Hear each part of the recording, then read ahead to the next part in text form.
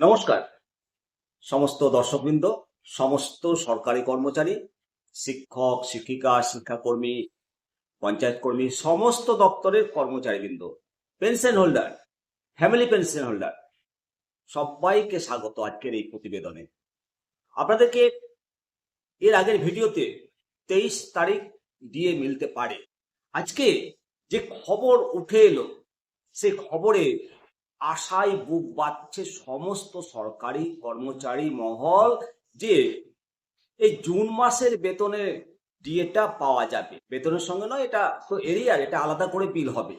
আজকে যে খবর উঠে এসেছে আনন্দবাজার.com অনলাইন ডিজিটাল, নিঃসন্দেহে বড় খবর। দেখুন, এই প্রতিবেদনে বলছে কর্মচারী পিছু কত বকেয়া দিয়ে দিতে হবে ঠিক হিসেব জানতে প্রযুক্তির ব্যবহার করছে নবান্ন, আশায় সরকারি কর্মচারী মহল। কারণ ম্যানুয়ালি হিসেবটা করতে গেলে সময় লাগবে, নির্ধারিত সময়ে জুন মাসে ডিএটা দিতে হবে। আর তাতে নবান্নের পদক্ষেপ, তো পদক্ষেপটা কি নিল, যে খবর উঠে এলো নিঃসন্দেহে চমকপ্রদ। সুপ্রিম কোর্টের নির্দেশে পশ্চিমবঙ্গের রাজ্য সরকারি কর্মচারীদের বকেয়া মহার্ঘ ভাতা 25% মেটাতে হবে। গত 16 মে মাননীয় বিচারপতি সঞ্জয় কারোল এবং মাননীয় বিচারপতি সন্দীপ মেহতার বেঞ্চ অন্তর্বর্তীকালীন নির্দেশটা দিয়েছে। সেই কারণেই সমস্ত দপ্তর, সমস্ত স্কুল, কলেজ, পঞ্চায়েত, স্বশাসিত সবাইকে বকেয়া ডিএটা মেটাতে হবে। আর সেই জন্য অর্থ দপ্তর সমস্ত দপ্তরের কাছে কর্মচারীদের হিসেবটা, সংখ্যাটা জানতে চেয়েছিল। এবার আরো এক ধাপ এগিয়ে গেল রাজ্য সরকার। বকেয়া ডিএ মেটানোর জন্য প্রযুক্তিগত দিক থেকে একটা নতুন পদ্ধতি তৈরি করার সিদ্ধান্ত নিয়েছে নবান্ন। সেই প্রযুক্তি সমস্ত দপ্তরে সমস্ত কর্মচারীর ডিএ পাওয়ার যে সময়সীমা জানতে চাওয়া হবে প্রযুক্তির দ্বারা। 16 মে সুপ্রিম কোর্ট তাদের নির্দেশে জানিয়েছিল 6 সপ্তাহের মধ্যে ওই বকেয়া ডিএটা দিতেই হবে। আর তার আগে 4 সপ্তাহের মধ্যে রাজ্যকে বকেয়া মেটানোর জন্য কি কি পদক্ষেপ গ্রহণ করেছে সেটা জানাতে হবে। গতি প্রকৃতি কোন দিকে এগাচ্ছে সেটা জানাতে হবে রাজ্য সরকার। নবান্ন সূত্রের খবর, সংবাদ মাধ্যম দিয়ে যেটা উঠে আসছে, যে সুপ্রিম কোর্টের এই জোড়া নির্দেশ কার্যকর করতেই প্রযুক্তির ব্যবহার করা হচ্ছে। সরকারি সূত্রে যে খবর উঠে এসছে, একটা বেসরকারি সংস্থাকে এই প্রযুক্তিগত পদ্ধতি নির্মাণের দায়িত্ব দেওয়া হয়েছে।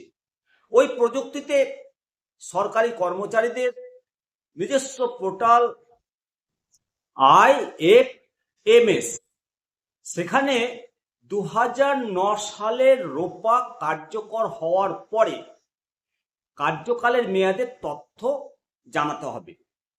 আর এই প্রযুক্তিতে সব দপ্তর, সরকার অনুমোদিত দপ্তর, সরকার পোষিত স্বশাসিত স্কুল, কলেজ, বিশ্ববিদ্যালয়ের তথ্য পাঠানোর নির্দেশ দেওয়া হবে।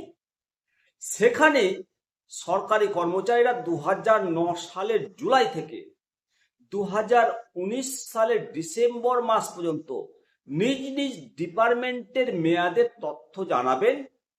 একইভাবে ওই সময়কালে সরকারি চাকরি থেকে অবসর নেওয়া ব্যক্তিদেরও নিজস্ব তথ্য জানাতে হবে।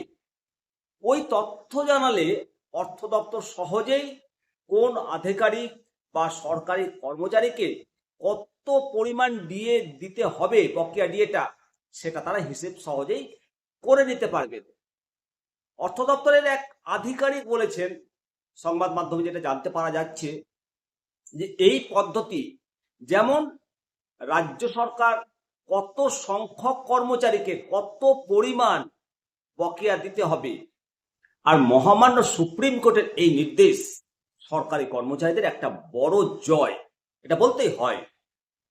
এই নির্দেশ যদি কার্যকর না করে সরকার।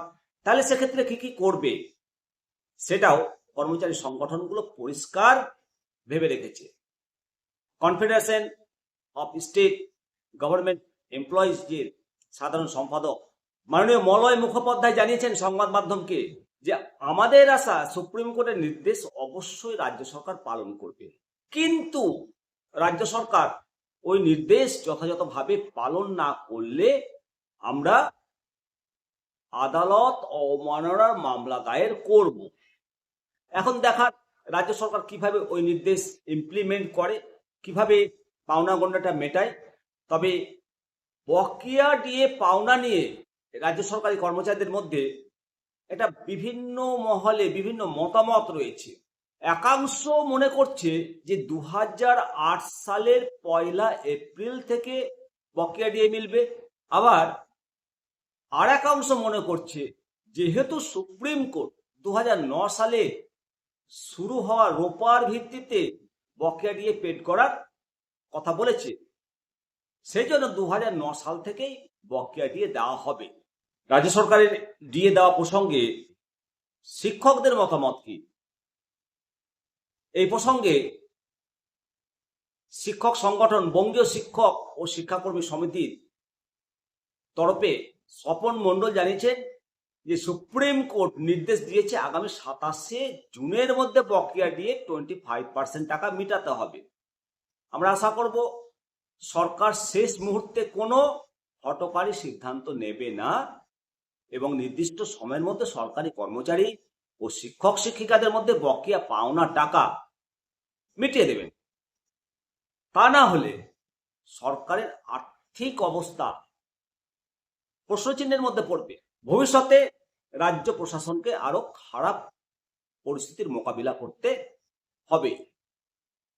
আর তৃণমূল সমর্থিত সরকারি কর্মচারী ফেডারেশনের আহ্বায়ক মাননীয় প্রতাপ নায়েক অবশ্য বলেছেন যে এই বিষয়ে কোনো মন্তব্য করতে চাননি।